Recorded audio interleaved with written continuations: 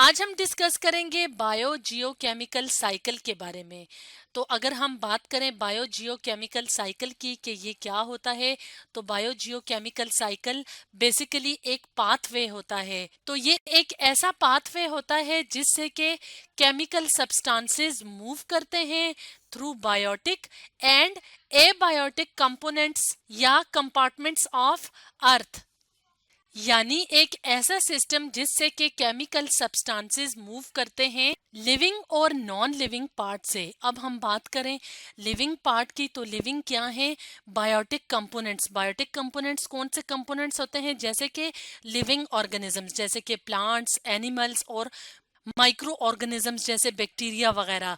और अगर हम बात करें एबायोटिक कंपोनेंट्स की, तो एबायोटिक कंपोनेंट्स कहते हैं नॉन लिविंग पार्ट को, जैसे कि एयर है, सॉइल है। इस तरह के जो पार्ट्स होते हैं इनको कहा जाता है एबायोटिक कंपोनेंट्स ऑफ अर्थ। तो जब केमिकल सब्सटेंसेस मूव करते हैं अर्थ के बायोटिक और एबायोटिक कंपार्टमेंट्स या पार्ट से, तो इसको कहा जाता है बायो जियोकेमिकल साइकिल।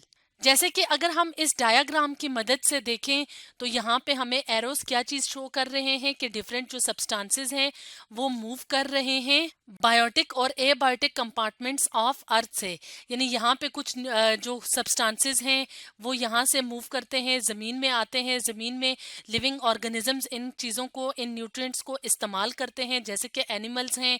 इसके अलावा एक्वेटिक ऑर्गेनिजम्स हैं, यानी ओशंस में रहने वाले जो एनिमल्स वगैरह होते हैं या प्लांट्स वगैरह, तो इन न्यूट्रिएंट्स को इस्तेमाल करते हैं। तो उसके बाद दोबारा से ये एबायोटिक पार्ट से गुजरते हैं। तो इसको कहा जाता है बायो जियोकेमिकल साइकिल। तो वो कौन कौन से एलिमेंट्स होते हैं या कौन कौन से केमिकल सब्सटेंसेस होते हैं जो मूव करते हैं या जिनकी साइक्लिंग जरूरी होती है? तो उनमें शामिल हैं carbon, hydrogen, nitrogen, oxygen, phosphorus और सल्फर वगैरह। तो ये सारे जो केमिकल एलिमेंट्स हैं, तो ये क्या है? ये लाइफ का बिल्डिंग ब्लॉक्स हैं। यानी जो लिविंग ऑर्गेनिजम्स होते हैं उनकी जो बॉडी मिल के बनी होती है जिन एलिमेंट्स से, तो उनमें ये एलिमेंट्स बहुत ज्यादा इंपॉर्टेंट होते हैं या ये एलिमेंट्स सबसे ज्यादा परसेंटेज में पाए जाते हैं। और अगर हम बात करें इनके इम्पॉर्टेंट फंक्शंस की कि हमारी बॉडी के लिए ये कौन से इम्पॉर्टेंट फंक्शंस परफॉर्म करते हैं, तो कौन कौन से इंपॉर्टेंट फंक्शंस होते हैं? जैसे कि मेटाबॉलिज्म है। मेटाबॉलिज्म किसे कहते हैं? जो हमारी बॉडी में सारे जो केमिकल रिएक्शंस होते हैं उनको मेटाबॉलिज्म का प्रोसेस कहा जाता है। इसके अलावा अमाइनो एसिड्स जो कि बिल्डिंग ब्लॉक होते हैं प्रोटीन्स का, और प्रोटीन हमारी बॉडी का बहुत इंपॉर्टेंट कंपोनेंट होते हैं। तो ये सारे इंपॉर्टेंट जो फंक्शंस होते हैं ये परफॉर्म करते हैं ये केमिकल एलिमेंट्स। तो इसलिए इनका साइकिल होना जरूरी होता है। तो बायोजियोकेमिकल साइकिल के अंदर ये जो एलिमेंट्स होते हैं जिनका हमने जिक्र किया, ये फ्लो करते हैं कई तरह से।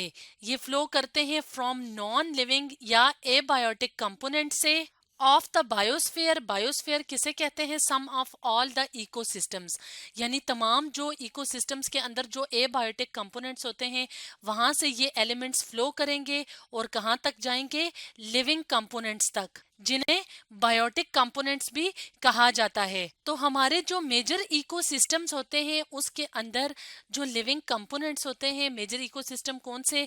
जैसे कि लेक्स हैं यानी झीलें हैं, फॉरेस्ट्स वगैरह होते हैं यानी जंगलात वगैरह जो होते हैं, उनके अंदर जो लिविंग कंपोनेंट्स होते हैं जैसे कि एनिमल्स और प्लांट्स वगैरह।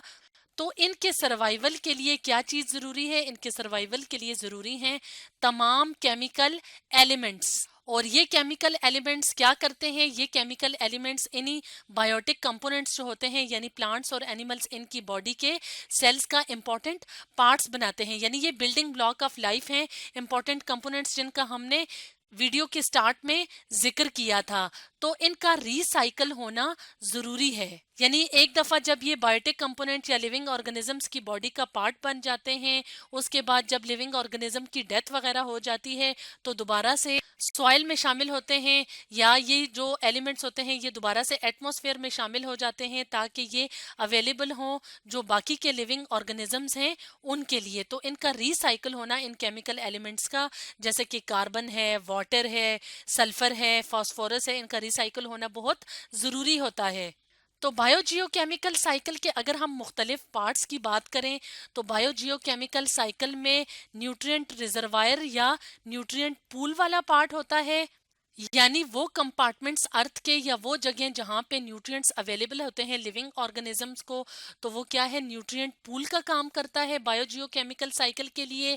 इसके अलावा larger slow moving usually abiotic portion, slow moving का मतलब है कि एबायोटिक पोर्शन का मतलब है नॉन लिविंग जो पोर्शन है बायोजियोकेमिकल साइकिल का, तो वो बड़ा पार्ट बनाता है बायोजियोकेमिकल साइकिल का। इसके अलावा एक पार्ट कौन सा होता है बायोजियोकेमिकल साइकिल का, एक्सचेंज साइक्लिंग पूल, यानी कि एक पार्ट जो है उसको हम कहेंगे कि वहां पे क्या हो रहे हैं, न्यूट्रिएंट्स रिसाइकल हो रहे हैं। और एक छोटा पोर्शन होता है बायोजियोकेमिकल साइकिल का, लेकिन वो होता तो छोटा है लेकिन होता एक्टिव पोर्शन है, जिसका कंसर्न किससे होता है, यानी जिसका ताल्लुक किससे होता है, रैपिड एक्सचेंज से। यानी जो केमिकल सब्सटेंसेस हैं या जो न्यूट्रिएंट्स हैं या जो इम्पोर्टेंट एलिमेंट्स हैं उनकी रैपिड एक्सचेंज होती है एक स्मॉलर लेकिन एक्टिव पोर्शन में, वो भी बायोजियोकेमिकल साइकिल का पार्ट है।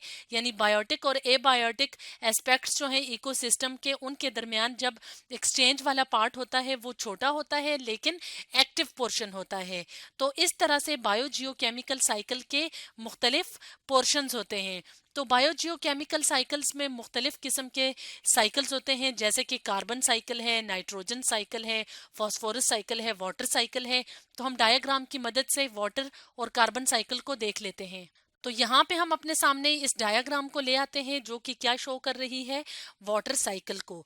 तो वाटर का कॉन्टिन्यूसली साइकिल होना जरूरी होता है ताकि सारे लिविंग ऑर्गेनिजम्स जो हैं उनके लिए वाटर अवेलेबल हो। तो अगर हम बात करें ओशंस की या वाटर सरफेसेस की, जैसे रिवर्स हैं, लेक्स हैं, ओशंस हैं, तो वहां से क्या होता है, वाटर जो है वो इवेपोरेशन की फॉर्म में एटमॉस्फेयर में शामिल होता है।